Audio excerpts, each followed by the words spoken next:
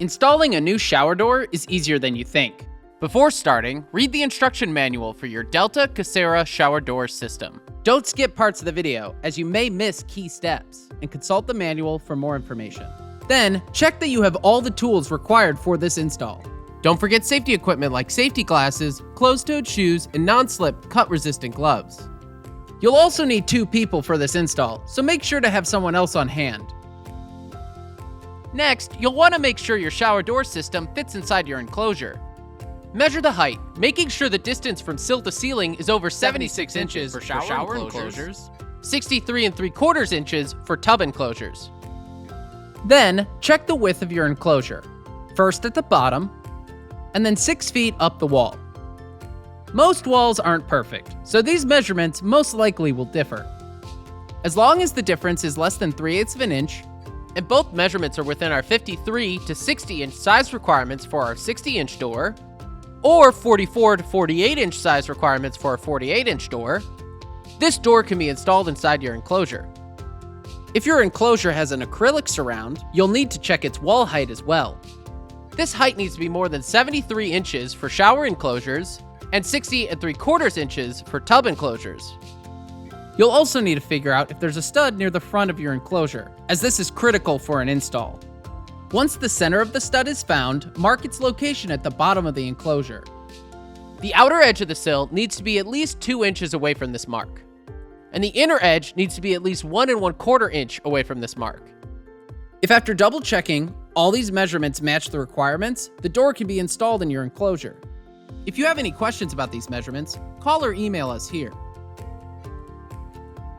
Each door comes with unique components that work as a system for the door to properly function. And that there aren't any Make sure you have all the components listed in the instructions for this It is shower also door a good idea system, to tape over and the that they are drain, as to installed not properly, lose anything during the ensuring install. there are no stowaways. And be aware, hiding in there are pieces 2 of types of packaging. screw anchors that It is come also with a good each idea shower to door. tape over the drain, as to not One lose is anything used when during the installing install. into hollow And be acrylic aware, parts there are of an 2 types enclosure, of screw anchors that come with each shower and a door. more standard tile anchor One for the is parts used of when the installing enclosure into that are more hollow solid, acrylic like parts of an tile or enclosure. marble.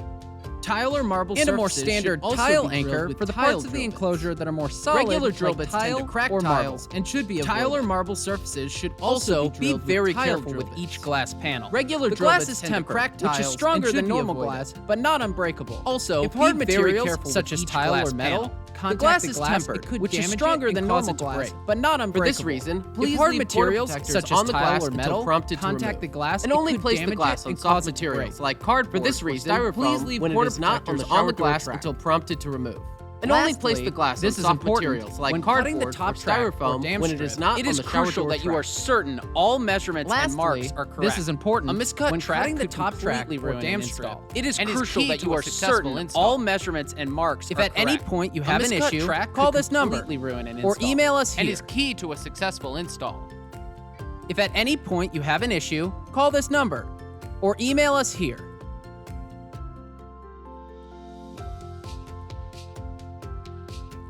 Measure the distance between the side walls at the bottom of the enclosure.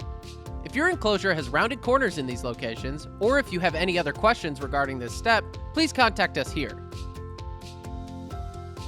Subtract a 1/4 inch from this measurement and mark it on the dam strip using a pencil or other marking tool.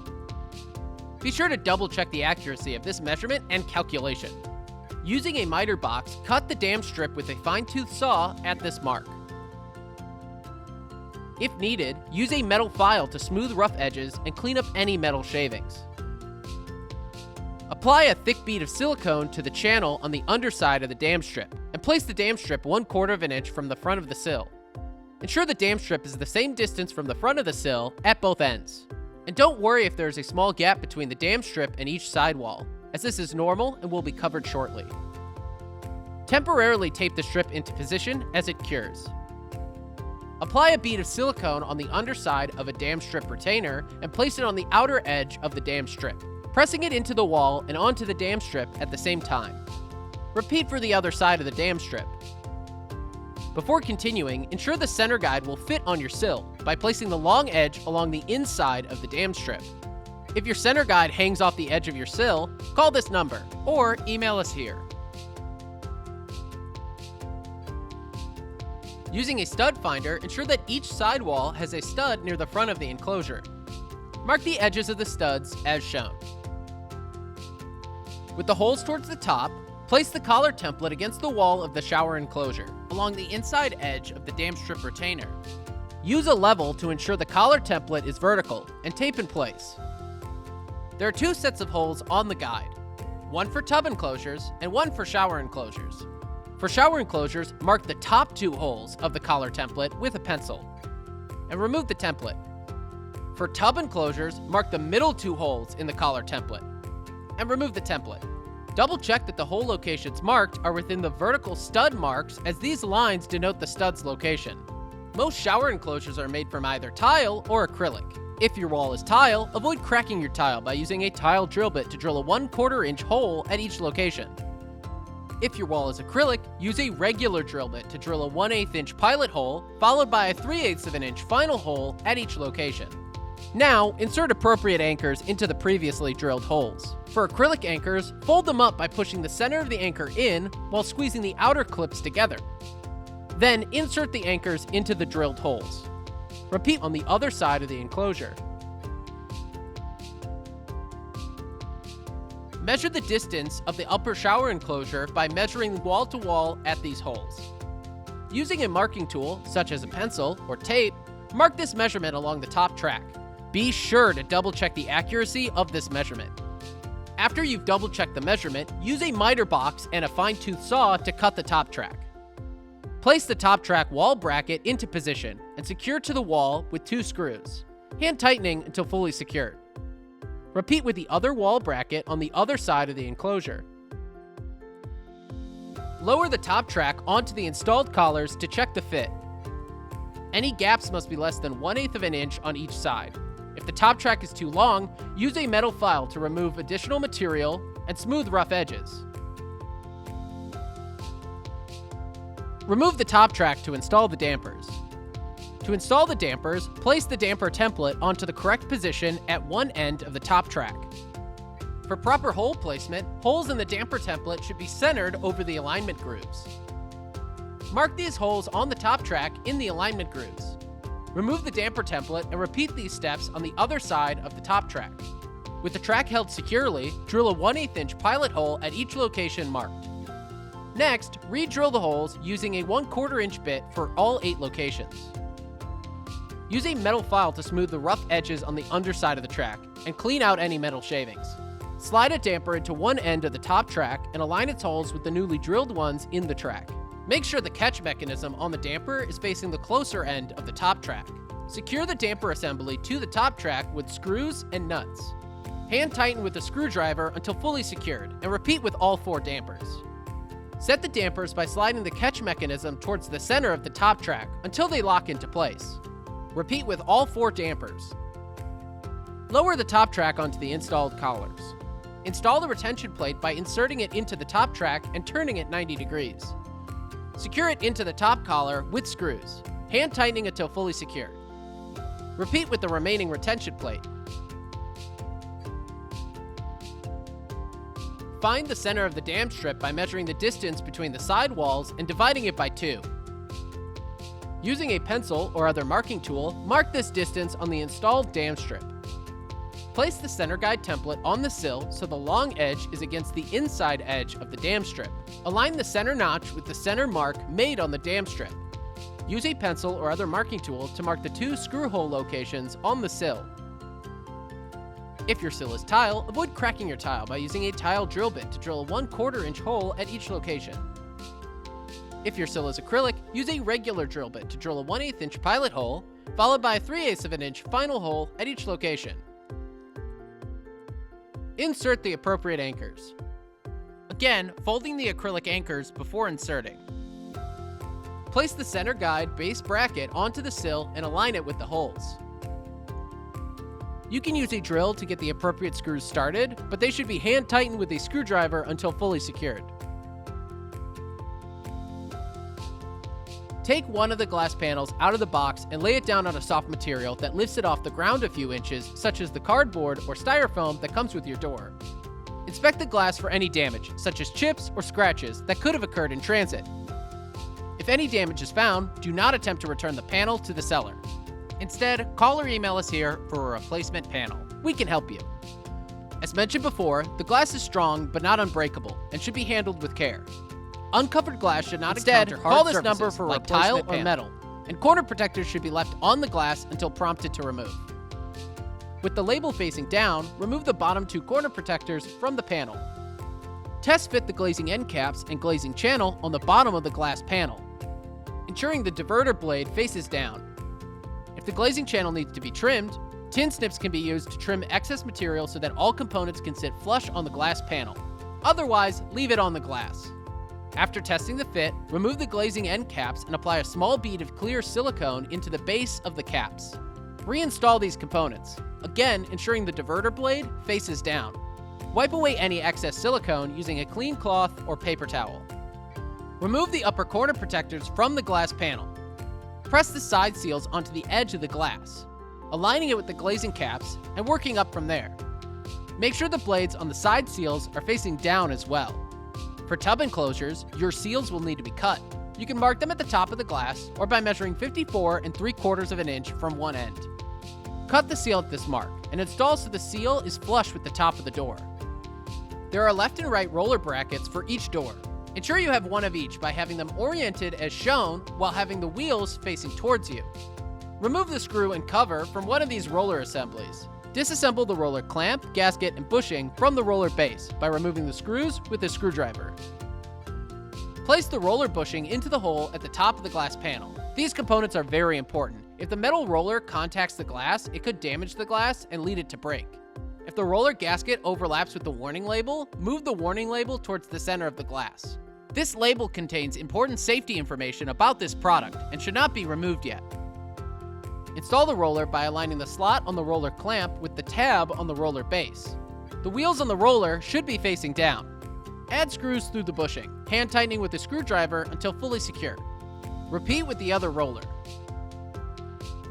With someone else's assistance and the rollers facing towards the shower enclosure, carefully lift the inside door into the top track while angling it towards the enclosure.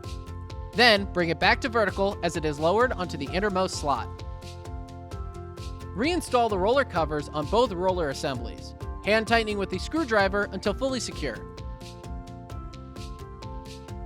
Take the other glass panel out of the box and lay it down on a soft material that lifts it off the ground a few inches, such as the cardboard or styrofoam that comes with your door, ensuring the label on the glass faces up this time. Do not skip this section. While it is similar to the previous one, it is different in key ways. Inspect the glass for any damage, such as chips or scratches that could have occurred in transit. If any damage is found, do not attempt to return the panel to the seller. Instead, call or email us here for a replacement panel. As mentioned before, the glass is strong but not unbreakable and should be handled with care. Uncovered glass should not encounter hard surfaces like tile or metal, and corner protectors should be left on the glass until prompted to remove. With the label facing up, remove the bottom 2 corner protectors from the panel. Test fit the glazing end caps and glazing channel on the bottom of the glass panel, ensuring the diverter blades face up this time. If the glazing channel needs to be trimmed, tin snips can be used to trim excess material so that all components can sit flush on the glass panel. Otherwise, leave it on the glass. After testing the fit, remove the glazing end caps and apply a small bead of clear silicone into the base of the caps. Reinstall these components, again ensuring the diverter blade faces up. Wipe away any excess silicone using a clean cloth or paper towel. Remove the upper corner protectors from the glass panel. Press the side seals onto the edge of the glass, aligning it with the glazing caps and working up from there. Make sure the blades on the side seals are facing up this time. For tub enclosures, your seals will need to be cut. You can mark them at the top of the glass or by measuring 54 3/4 of an inch from one end. Cut the seal at this mark and install so the seal is flush with the top of the door. Take the remaining 2 rollers and remove the screw cover from one of these assemblies. Disassemble the roller clamp, gasket, and bushing from the roller base by removing the screws with a screwdriver. Place the roller bushing into the hole at the top of the glass panel. These components are very important. If the metal roller contacts the glass, it could damage the glass and lead it to break. If the roller gasket overlaps with the warning label, move the warning label towards the center of the glass. This label contains important safety information about this product and should not be removed yet. Install the roller by aligning the slot on the roller clamp with the tab on the roller base. The wheels on the roller should be facing down. Add screws through the bushing, hand tightening with a screwdriver until fully secure. Repeat with the other roller. With someone else's assistance and the rollers facing away from the shower enclosure, carefully lift the outside door into the top track while angling it towards the enclosure. Then, bring it back to vertical as it is lowered onto the outermost slot. Reinstall the roller covers on both the remaining roller assemblies, hand tightening with the screwdriver until fully secure. The distance between the bottom of the glass panel and the top of the sill should be between 1/4 and 3/8 of an inch. If either panel needs adjustment, carefully remove the door. You can change the height of the door by changing where the hanger screws and wheels are attached. To raise the panel, use the lower holes in the roller bracket. To lower the panel, use the upper holes in the roller bracket. Each door must have the same wheel configuration on both of its rollers. If the roller needed adjustment, the damper catch will also need to be adjusted. If the wheels were raised, the damper catch must also be raised. If the wheels were lowered, the damper catch must also be lowered. Hand tighten the damper catch screw until fully secured. With assistance, carefully reinstall the doors as before.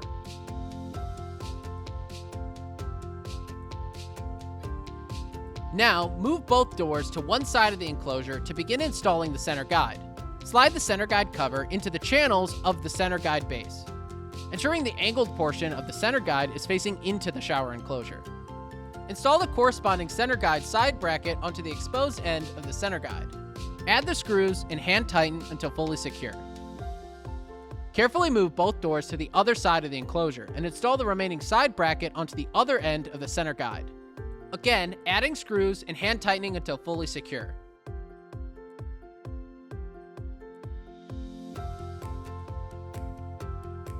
Fully disassemble the handle assembly, being sure to identify all corresponding components. Keep in mind, handles are interchangeable and may vary. Follow the instructions for your handle. Remember to install each handle facing away from either door, as to allow either door to move freely past each other. Place a handle gasket into both post and back plate for one side of the handle. These components are very important. If the metal handle contacts the glass, it could damage the glass and lead it to break. Insert a handle bushing into one of the handle holes in the outer glass panel. With the post facing out of the enclosure, install the back plate and post using the handle bolt, hand tightening with the screwdriver until partially secure. Insert one end of the bar onto the installed post with the uninstalled post on the other end of the bar. We also recommend adding silicone between the bar and the post for extra security. Insert a handle bushing into the other hole in the outer glass panel before carefully rotating the handle to align with this hole. Gaskets and bushings are very important. If the metal handle contacts the glass, it could damage the glass and lead it to break. Next, install the handle bolt through the back plate and into the post. Hand tighten both bolts with a screwdriver until fully secure. Slide the back covers onto each of the back plates. If the back cover appears loose, silicone may be applied to the inside of the cover to secure it as needed. Repeat these steps for the inner door and other handle assembly, ensuring this time the post face towards the enclosure. Use clear silicone to seal the inside of the dam strip. Lastly, there's important safety and usage information on the shower door glass sticker. Only the door's user or owner should remove this sticker, as they need to be allowed to read this information. And there you have it, a brand new shower door system to completely revamp your bathroom. If you still have any questions, please contact us here.